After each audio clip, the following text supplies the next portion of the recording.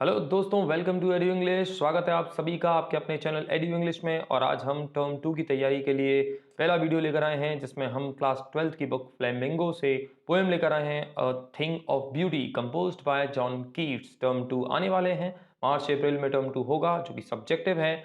उसी की तैयारी अब हमको जोर शोर से करनी है, तो चलिए शुरू करते हैं इस पोएम को। Let's get started. सबसे पहले पोएम के जो कंपोजर हैं जॉन कीट्स, इनके बारे में एक ब्रीफ नोट ले लेते हैं, ब्रीफली इनके बारे में जान लेते हैं, क्योंकि सीबीएसई का कोई भरोसा नहीं है कब कहाँ कैसे कौन सा क्वेश्चन पूछ ले। तो चलिए शुरू करते हैं।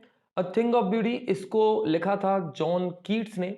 इनका जन्म हुआ था लंदन में 1795 में, ठीक है। और इनकी मृत्यु रोम में हुई 1821 में। जब इनकी डेथ हुई तो इनकी एज केवल 25 ईयर्स थी। और दोस्तों, इतनी कम एज में भी इन्होंने इतनी शानदार पोएट्री लिख दी, जो कि आज तक आप लोग पढ़ रहे हैं। और एनसीईआरटी जैसा बिगेस्ट पब्लिकेशन ऑफ इंडिया, ठीक है, पब्लिशिंग हाउस ऑफ इंडिया, आपको ये पोएट्री अपने सिलेबस में रख कर दे रहा है। सोचिए, 25 साल की उम्र में लोगों को पता नहीं है करियर क्या करना है, क्या बनाना है, या कहाँ जाना है, क्या बनना है।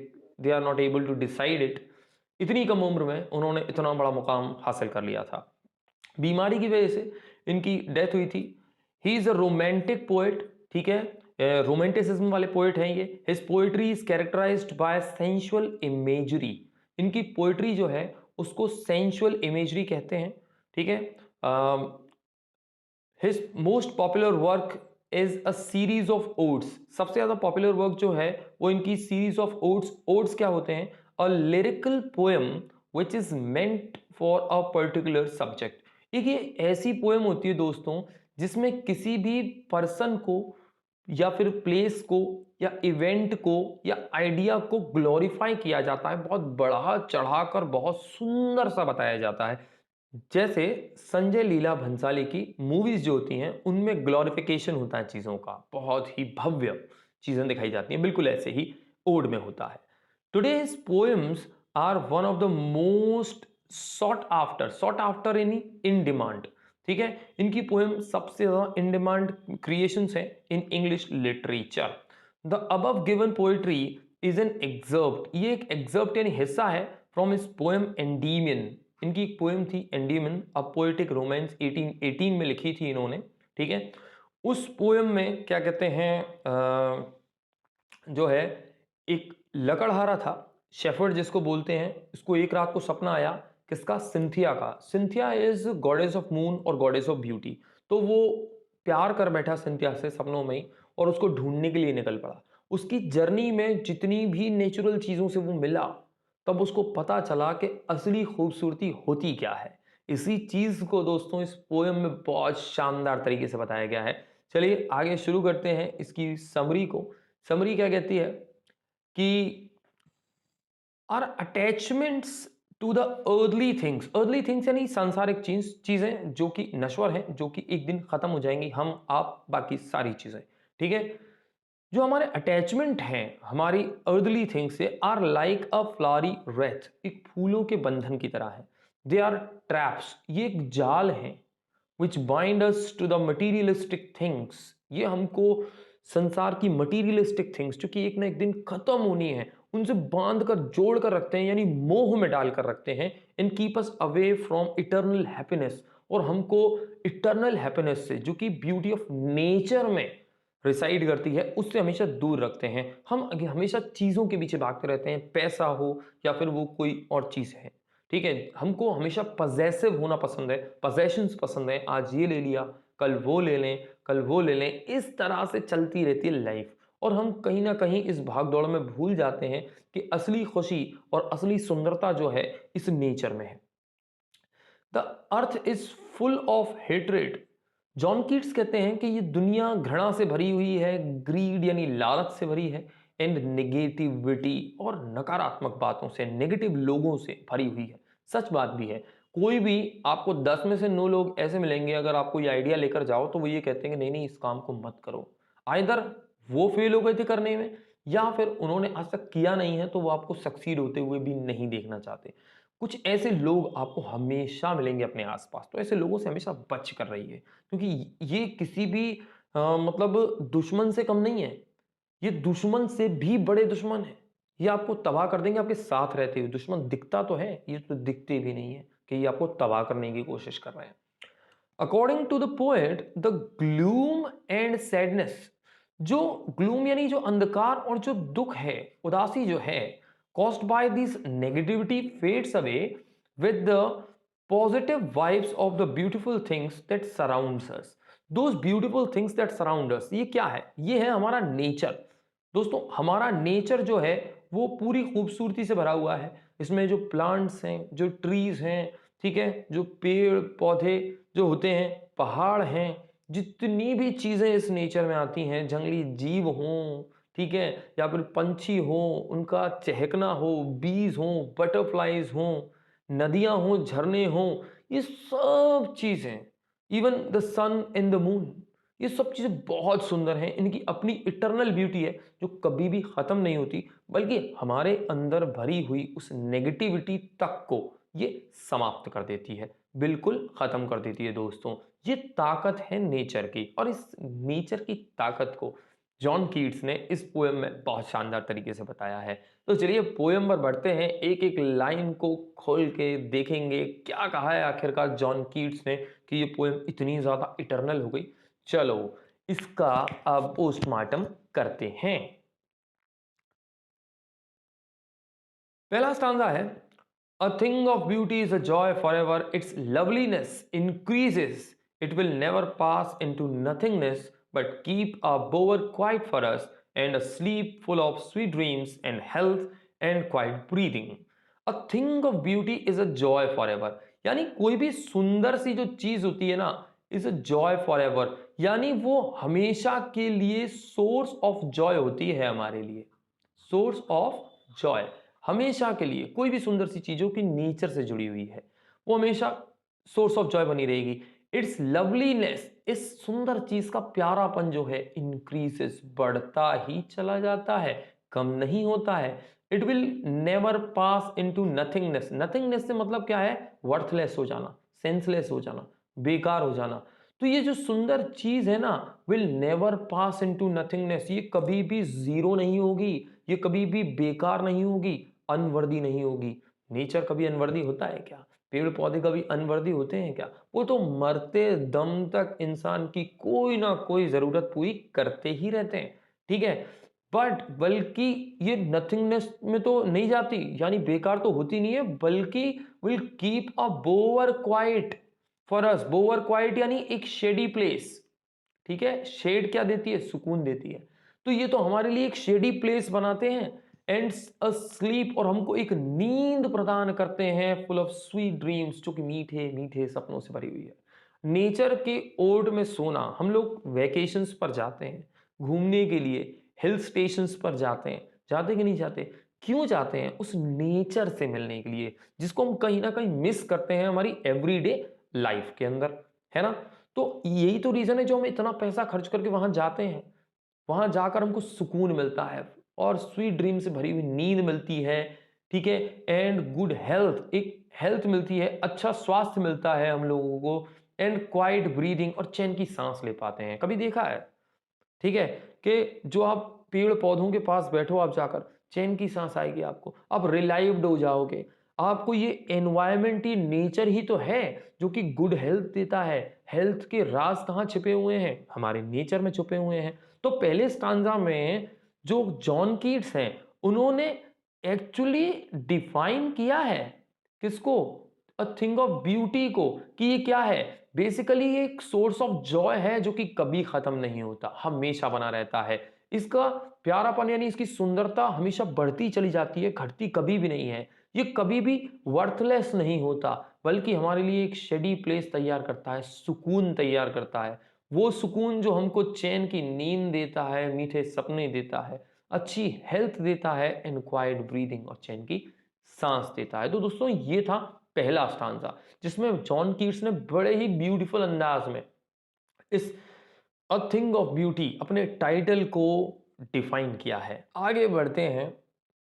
नेक्स्ट स्टांजा है, देयरफॉर ऑन एवरी मोरो, मोरो यानी टुमारो, इसीलिए हर आने वाले दिन, हर कल, are we wreathing a flowery band, हम एक फूलों की माला, रेथिंग यानी बुनते हैं, पिरोते हैं, गूंथते हैं, हम एक फूलों की माला सी बनाते हैं, to bind us to the earth, जो कि हमको इस अर्थ से, इस प्लेनेट से, इस नेचर से जोड़े रखती है।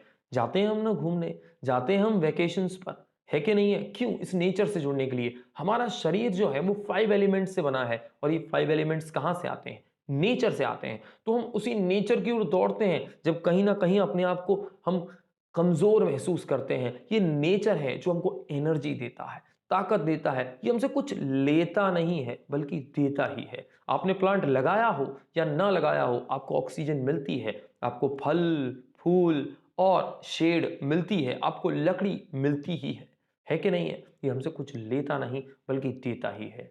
ये बहुत बड़ा दानी है दोस्तों। ये नेचर जो है, इससे अगर आप जुड़ गए तो आपको वो चीज मिल जाएगी जिसको आप किसी पैसे से, दुनिया की दौलत या शोहरत से नहीं खरीद सकते। वो है peace of mind. A thing of beauty basically provides peace of mind, जिसको पैसे से खरीदना या मटीरियलिस्टिक चीजों में ढूंढना इम्पॉसिबल है। ठीक है? इसीलिए हम हर रोज सुबह उठकर या हर अगले दिन एक फूलों की माला पिरोते हैं, जो कि हमको इस अर्थ से, इस नेचर से जोड़े रखती है। स्पाइट ऑफ डेस्पोंडेंस, स्पाइट ऑफ का मतलब है इन स्पाइट ऑफ, यानी के बावजूद। इन स्पाइट ऑफ डेस्पोंडेंस, डेस्पोंडेंस का मतलब है निराशा। निराशा के बावजूद, जो निराशा हमको आम जीवन में देखने को मिलती है, हर रोज हम उठते हैं, काम करते हैं, कभी सक्सेसफुल होते हैं, कभी नहीं होते, है कि नहीं है? तो उस निराशा के बावजूद, ऑफ द इनह्यूमन डर्थ, यानी उस अमानवीयता, इनह्यूमन यानी अमानवीयता के बावजूद, डर्थ ऑफ नोबल नेचर्स यानी अच्छे लोगों के, डर्थ यानी कमी के बावजूद। डर्थ का मतलब होता है लैकनेस, यानी नोबल नेचर की डर्थ यानी अच्छे लोगों की कमी के बावजूद। जो अच्छे लोग हैं आज कहां मिलते हैं समाज के अंदर? तो ऐसे लोगों की कमी के बावजूद तो हमको दुख होता है। ठीक है? अमानवीयता यानी इनह्यूमैनिटी की वजह से जो दुख होता है। डिस्पोंडेंस यानी जो निराशा होती है। ऑफ द ग्लूमी डेज, उन सभी अंधेरे से भरे हुए दिनों के बावजूद, यानी उन सभी अनसक्सेसफुल डेज के बावजूद। ऑफ ऑल द अनहेल्दी, उन सभी दिनों के बावजूद जब हम बीमार थे, जब हमारा साथ, जो हमारा शरीर जो है हमारा साथ नहीं दे रहा था, जब हमारा दिमाग जो है वो स्टेबल नहीं था, उन सभी अनहेल्दी दिनों के बावजूद, ओवर डार्केंड, ये ओवर लिख रहा है दोस्तों, पोएटिक स्टाइल है लिखने का।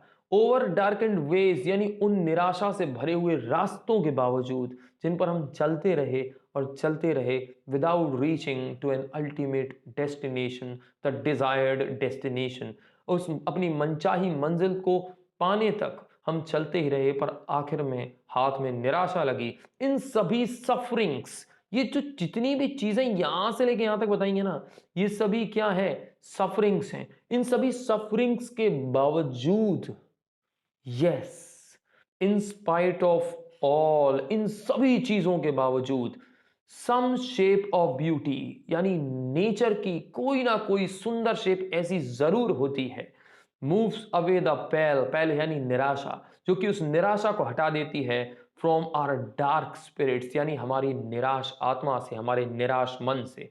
या डार्क स्पिरिट से मतलब क्या है? जिसको कहते हैं होपलेस माइंड। ठीक है? या फिर हम कहें, हिंदी में अगर कहें तो हमारा निराश मन। हमारे निराश मन से उस नेगेटिविटी को, उस निराशा को, इन सब सफरिंग के बावजूद कोई ना कोई shape of beauty, shape of nature, beautiful shape of nature ऐसी जरूर होती है जो कि हटा देती है। दोस्तों, किसी को गार्डनिंग पसंद है, किसी को क्लाइंबिंग पसंद है, किसी को नेचर में क्या कहते हैं इन्वॉल्व होना पसंद है। ठीक है? कोई फार्मिंग करता है, किसी को म्यूजिक सुनना पसंद है। तो कोई ना कोई एक एक्टिविटी ऐसी जरूर होती है जो अ थिंग ऑफ ब्यूटी है हमारे लिए। हम कितने भी परेशान क्यों ना हो, निराश क्यों ना हो, दुखी क्यों ना हो, हम जब इन एक्टिविटीज को करते हैं तो हमारा स्ट्रेस कहीं ना कहीं कम होने लगता है और हम रिलाइव्ड महसूस करते हैं। राइट? ऐसा होता है कि नहीं होता? बिल्कुल। This is the magic of a thing of beauty, a thing that is beautiful and derived from nature. आगे बढ़ते हैं। ये थिंग ऑफ ब्यूटी कौन कौन सी है? वो बता रहे हैं अब जॉन कीट्स, सच जैसे कि द सन, द मून, ये सूरज, ये चांद, जो कि बहुत खूबसूरत होते हैं, इटर्नल हैं, कभी भी इनकी सुंदरता कम नहीं होती। ये तो हमको खुशी देते हैं, खुशी भी देते हैं और हमको सर्वाइवल भी देते हैं। अगर टेक्निकली देखें तो हम सर्वाइव करते हैं इनकी वजह से, इमोशनली देखें तो हमको एक एक्साइटमेंट, ताकत देते हैं, क्योंकि सूरज जो है होप का प्रतीक है। और क्या कहते हैं, मून जो है, मून शांति का प्रतीक है, शेल्टर का प्रतीक है, आराम का प्रतीक है, सुकून का प्रतीक है। सन हमको बताता है there is always a hope, moon हमको बताता है there is peace lie within, right. तो जैसे सन, द मून, ये शेप ऑफ ब्यूटी हैं जो कि उन निराशाओं को हटा देती हैं। और इससे आगे, the trees old and young, छोटे बड़े पेड़ पौधे, स्प्राउटिंग अ शेडी बून, स्प्राउटिंग यानी क्रिएटिंग, वैसे स्प्राउट का मतलब होता है अंकुरित होना, यहां पर मतलब है क्रिएटिंग, क्रिएट करते हैं अ शेडी बून। अ शेडी बून, बून का मतलब होता है वरदान, ये एक छायादार वरदान का निर्माण करते हैं हमारे लिए। छायादार वरदान, छाया से मतलब है आराम, सुकून, जहां हमको चैन मिले, ठीक है, ऐसा वरदान देते हैं ये लोग। कौन? जैसे कि सन, द मून, ये क्या है, हमारे लिए वरदान ही तो है, जो कि प्रकृति ने हमको दिया है, नेचर ने हमको दिया है। हमने मांगा नहीं था, लेकिन हमको इसकी जरूरत थी, नेचर ने उसको समझा, उस जरूरत को हमारी उसने पूरा किया और अब तक करता आ रहा है। भले हम कितने भी एहसान फरामोश क्यों ना हो जाएं इस नेचर के लिए, फिर भी वो हमारे लिए काम करता ही चला आ रहा है।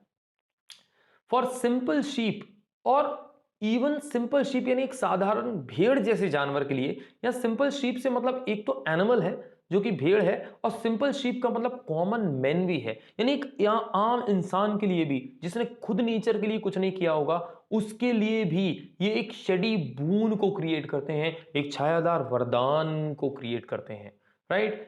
And such are daffodils, daffodils जो हैं वो होते हैं नरगिस के फूल, ठीक है, ऐसे ही वो नरगिस के फूल होते हैं। यहां पर पेड़ पौधों की बात करी, अब फूलों की बात करी, फूल भी तो क्या है, ब्यूटी ऑफ नेचर है, ठीक है। सच आर डेफोडिल्स, ऐसे ही होते हैं नरगिस के वो फूल, with the green world they live in, जिस हरे भरे संसार में, यानी हरी भरी पत्तियों के बीच वो रहते हैं, वो भी हमको क्या देते हैं, शांति, सुकून देते हैं, और एक शेडी बून को क्रिएट करते हैं। और क्या चीज है जो कि हमको आराम देती है, जो कि इटर्नल सोर्स ऑफ जॉय है। एंड क्लियर रिल्स, वो साफ छोटी छोटी जलधाराएं, that for themselves a cooling covert make, जो कि देमसेल्फ यानी अपने आप ही, अ कूलिंग कोवर्ट यानी एक ठंडा वातावरण बना देती हैं, अगेंस्ट द हॉट सीजन, यानी गर्मी की तपिश में भी, गर्मी में भी वो ठंडी ठंडी जलधाराएं खुद गर्मी में से निकलती हैं, लेकिन आसपास के इलाके को ठंडा करती चलती हैं, सुकून देती चलती हैं। तो ये सब एस्पेक्ट्स ऑफ नेचर हैं, पार्ट ऑफ नेचर हैं, जो कि हमको एक शेडी बूंद दे रही हैं, आराम दे रही हैं, सुकून दे रही हैं, और एक आरामदायक जीवन दे रही हैं, right. These are blessings in disguise, they are really boon, इन्हीं को कहते हैं अमृत, क्योंकि इनको आप खरीद नहीं सकते, ये नेचर पैदा करता है, और नेचर अपने लॉ के हिसाब से चलता है, इंसान के लॉ के हिसाब से नहीं। तो इंसान को ये समझना चाहिए कि उसको हमेशा नेचर से कनेक्ट रहना चाहिए, अगर वो पीस ऑफ माइंड को ऑब्टेन करना चाहता है तो, ठीक है। तो ये क्लियर रिल्स जो कि सुंदर ठंडा वातावरण बना देती हैं, द मिड फॉरेस्ट ब्रेक, यानी वो जंगल के बीचों बीच पाया जाने वाला एक ब्रेक, यानी घना स्थान जहां आप जाकर ठहर जाएं, रुक जाएं, ठीक है, जो कि रिच यानी भरा होता है with a sprinkling of fair musk rose bloom, खिलते हुए मस्क रोजेस से, जो कि स्प्रिंकलिंग यानी जो क्या करते हैं, चमकते हैं, जो कि बहुत ब्राइट होते हैं, ठीक है, उन ब्राइट रोजेस से भरा हुआ वो मिड फॉरेस्ट ब्रेक, वो जंगल के बीचों बीच पाया जाने वाला ठहराव, वो घना क्षेत्र, वो घना स्थान जहां पर आपको मस्क रोजेस देखने को मिलते हैं। कोई गया था क्या उनको उगाने के लिए? वो किसने बनाए? नेचर ने। किसने पाले? नेचर ने पाले। पर वो सुकून किसको देते हैं?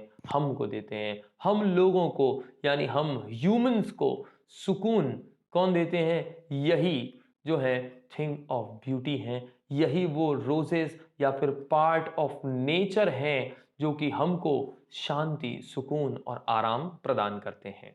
And such too is the grandeur of the dooms, यहां तक उसने, जॉन कीट्स ने जो है पार्ट ऑफ नेचर की बात करी, अलग अलग चीजें जो हमको नेचर में देखने को मिलती हैं। अब बात करते हैं कुछ और एस्पेक्ट्स की जो कि ब्यूटी ऑफ नेचर में ही आती हैं या अ थिंग ऑफ ब्यूटी में ही इंक्लूड होती हैं, जो कि हमको या तो इंस्पिरेशन देती हैं या फिर रिलैक्सेशन देती हैं। एंड सच टू, और ऐसा ही इज द ग्रैंडर, ग्रैंडर होता है वैभव, ठीक है, ऐसा ही वैभव है ऑफ द डूम्स, डूम्स का मतलब यहां पर है डेथ। ऐसा ऐसी ही वैभवशाली मृत्यु भी होती है। किन की मृत्यु? उन सोल्जर्स की, उन फ्रीडम फाइटर्स की। उनकी मौत भी भव्य थी, उनकी मौत भी लार्जर देन लाइफ थी, जो कि हमको इंस्पायर करती है to work for the welfare of the society, जो कि हमको ताकत देती है, हिम्मत देती है कि अगर लड़ेंगे तो जीतेंगे। ये भी हिम्मत मिलती है कि सच की जीत होती है। झूठ जो है ना दोस्तों, कितना भी बड़ा क्यों ना हो, पर आखिरकार जीत जो है वो सच की ही होती है। ये ऐसे लोगों के सेक्रीफाइसेस हमको बताते हैं जिन्होंने एक आइडिया के लिए या फिर एक समाज के लिए, एक बात के लिए अपने जीवन को त्याग दिया, सेक्रीफाइस कर दिया। कई सारे हमारे फ्रीडम फाइटर्स हैं जो कि बहुत ऑनरेबल हैं, हमारे वो सीमा पर जान देने वाले शहीद जिनकी वजह से आप और हम हमारे घरों में सुरक्षित बैठते हैं, वो लोग, इनकी मृत्यु शहादत कहलाती है। और इनकी मृत्यु जो है वो बहुत ही वैभवशाली होती है, वो लार्जर देन लाइफ होती है, ठीक है। ये वो कहानियां हैं वी हैव इमेजिन्ड, जो कि या तो हमने कल्पनाओं में सुनी हैं, ठीक है, of the mighty dead. Mighty dead, mighty होता है वेरी पावरफुल, डेड यानी मरा हुआ व्यक्ति। उन पावरफुल लोगों की जो कि मर चुके हैं, उनकी कहानियां, ऑल लवली टेल्स, वो सारी प्यारी कहानियां दैट वी हैव हर्ड और रेड, जो या तो हमने किसी से सुनी है या फिर कहीं पढ़ी है, इन लोगों की मृत्यु के बारे में कि किस तरह से इन लोगों ने अपने जीवन का बलिदान दे दिया। ये सब चीजें हमको क्या करती हैं? ये सब चीजें हमको इंस्पायर करती हैं, हमको प्रेरणा देती हैं, हमको मोटिवेट करती हैं कि हम इस समाज के लिए, अपने देश के लिए कुछ करें और अपने जीवन को भी उतना ही यादगार बनाएं कि हम भी अ थिंग ऑफ ब्यूटी में इंक्लूड हो पाएं, जिससे कि इन लोगों के सेक्रीफाइसेस इंक्लूड हो चुके हैं। ये सब चीज़ें दोस्तों, चाहे उन फ्रीडम फाइटर्स की, सोल्जर्स की जो कहानियां हैं, इनकी मृत्यु की जो दास्तानें सुनाई जाती हैं, ये सब चीज़ें एंडलेस फाउंटेन, एक अंतहीन फव्वारे की तरह है of immortal drink. Immortal drink यानी अमृत, ठीक है। ये अमृत के एक फव्वारे की तरह है, अमृत के जल की तरह है। Pouring unto us from the heaven spring, heaven spring यानी किंगडम ऑफ गॉड, ठीक है, जो कि pouring unto us, sorry, kingdom of God. ये जो अमृत है ना दोस्तों, इन कहानियों का अमृत, ब्यूटी ऑफ नेचर का अमृत, ये जो है हमारे ऊपर उड़ेला जा रहा है, गिराया जा रहा है उस ईश्वर के, उस भगवान के साम्राज्य से। तो एंड में जॉन कीट्स ने एक बात साफ कर दी कि ये जो सब चीजें हमने पढ़ी जो कि ब्यूटी ऑफ नेचर में आती हैं या फिर अ थिंग ऑफ ब्यूटी में आती हैं, चाहे वो स्ट्रेट फॉरवर्ड नेचर से आती हो या फिर हम क्या कहते हैं, उन लोगों की बात कर रहे हो जिन्होंने अपने जीवन को त्याग दिया अपने देश के लिए, समाज की भलाई के लिए। तो ये सब चीजें जो हैं उस ऊपर वाले का वरदान है हमारे लिए। हेवंस ब्रिंग से उनका मतलब है from the kingdom of God, ये सब ईश्वर के द्वारा दी हुई हैं और हम लोगों को उसकी कद्र करनी चाहिए। तो दोस्तों, ये थी a thing of beauty from Flamingo for term two examinations.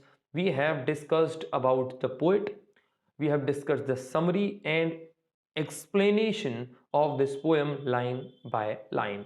So I hope आप लोगों को वीडियो पसंद आया होगा। अगर वीडियो पसंद आया हो, वीडियो इंफॉर्मेटिव रहा हो, तो please please please hit the like button and do subscribe my channel for further more updates and such videos. And I promise I will keep on posting such videos for you guys, and please leave your valuable comment in the comment section. It will increase my morale to do good in the future. Thank you so much. Thanks for watching. Bye bye. See you in the next video. Thank you so much.